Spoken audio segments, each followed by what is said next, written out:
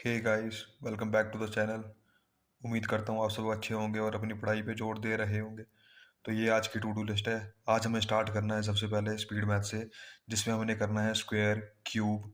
Square करने हमने 1 to 50 तक, क्यूब करने 1 to 20 तक, उसके बाद हमने करने टेबल 20 तक। उसके बाद हमने करने हैं उसके बाद हमने करना है इंग्लिश एडिटोरियल, जो बहुत ज़्यादा ज़रूरी है।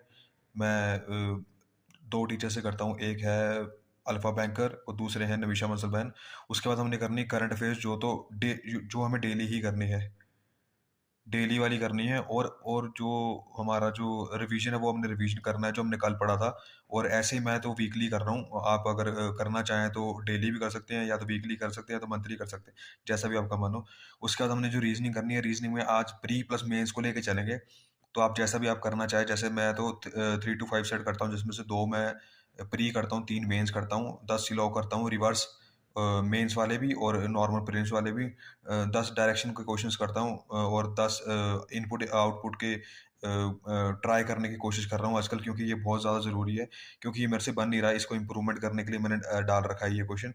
उसके बाद क्वांट्स में मेरा रोज़ का ही है कि मैं रोज़ सबसे पहले डीआई करूँगा 4 से 5, जिसमें से 3 तो मेरी नॉर्मल प्री की होती हैं, और 1 या 2 ही होती हैं जो मेंस की होती हैं। उसके बाद ये तो मस्ट है कि मैं क्वाड्रेटिक इक्वेशन पूरी करता हूँ, उसके बाद टाइम सिंप्लीफिकेशन पूरी करता हूँ, अप्रॉक्सी पूरी करता हूँ, 10 नंबर सीरीज भी पूरी करता हूँ।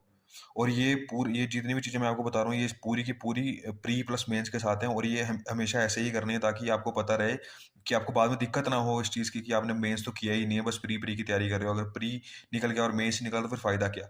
और उसके बाद हमने देना है एक मॉक, जो कि बहुत ही ज़्यादा ज़रूरी है मॉक देना, जिससे पहले हमने मॉक देना, उसमें परसेंटाइल देखनी है और हमारे कितने-कितने नंबर आ रहे हैं, वो देखने हैं। उसके बाद हमें पूरे एनालिसिस करनी है कि जो-जो आपसे क्वेश्चन किए नहीं है, वो भी पूरे करने हैं, ताकि हमारे को बाद में उन क्वेश्चन में प्रॉब्लम ना हो।